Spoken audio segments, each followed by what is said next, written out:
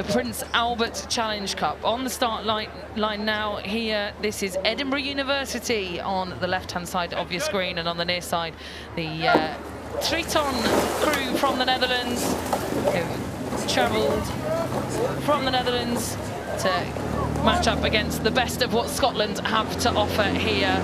This is Edinburgh's top crew here in this Prince Albert Challenge Cup event, and they're currently trailing to the contenders from the Netherlands. Yeah, Triton don't come to Henley Royal Regatta unless they mean serious business. Four of the guys from the Temple Challenge Cup crew that were semi-finalists last year, so they will have a really good sense of what it takes to at least be competitive in the student events here at Henley Royal Regatta. This, though, is Edinburgh University's top boat. They're some of the fastest athletes from Scotland that we could possibly fathom to have here at the Henley Royal Regatta.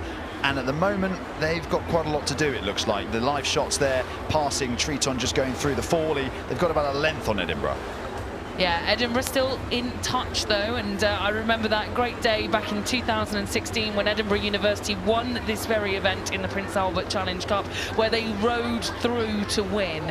So I know that they certainly can do it. Whether they can do it in the early stages of the regatta against international competition, we'll have to wait and see. But they've still got that all-important overlap, and I think as long as they've got that, Tom, it gives the crew hope, because they can somewhat still see, hear and feel the crew sat just to their left. It's absolutely critical. The row through is such an iconic thing at Henley Royal, and they'll need to embody the spirit of yesteryear here to find an extra gear coming through the stewards enclosure. And that contact that you talk about, we've actually discussed it before on commentary, that elastic band that just connects the two crews in rowing, not managing to be snapped by Triton at this point. In Edinburgh, and their cox, who of course is looking straight at Triton, they will be galvanised by that. They will think that with the home support coming past the stewards, with the sea of light blue on the bank, they will feel like they're still in with a shout here.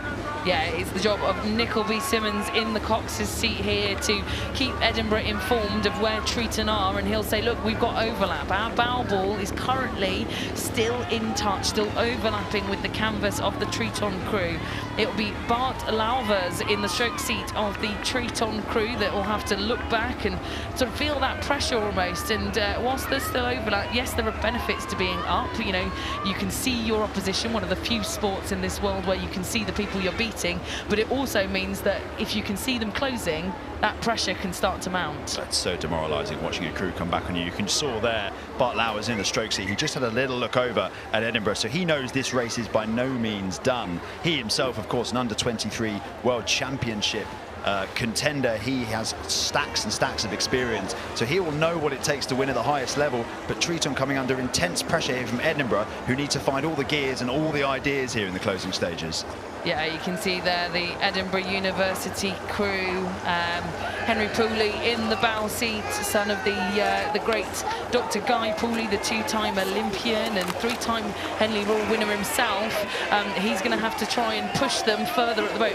You know, Henry Pooley will be the person that will be the first, other than the cox, to see when they're starting to draw back. I'm just watching Edinburgh here, and it's it's a strange thing as a commentator.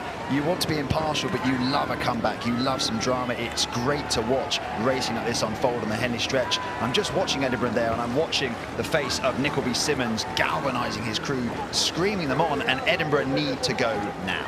Lovely little thing there. I just saw the boat name, Callum Irvin, the name of the Edinburgh crew. He was part of that 2016 winning crew back in the Prince Albert for Edinburgh University, and they're going to need to embody the spirit of Callum Irvin here to try and push this row through. You can see the animation here from Cox Nicholby Simmons as they go to push back, and it's go, go, go, and it's all Edinburgh's job to do here into the final 40 or so strokes. He knows, Nicholby Simmons, he knows that this race is there for the taking. I think Triton look a little bit more ragged, and it's Edinburgh coming up towards the line. They've closed that gap. The bows barely separated here. Can Edinburgh find one last gear? Yeah, last gear is absolutely needed here, but Triton, we're holding the keys because they can look back, they can see, they can respond. Edinburgh just have to trust in their cox that they are getting closer, that they are closing down into these final few strokes. But I think Triton have just done enough. It'll be by their fingernails that they get through here.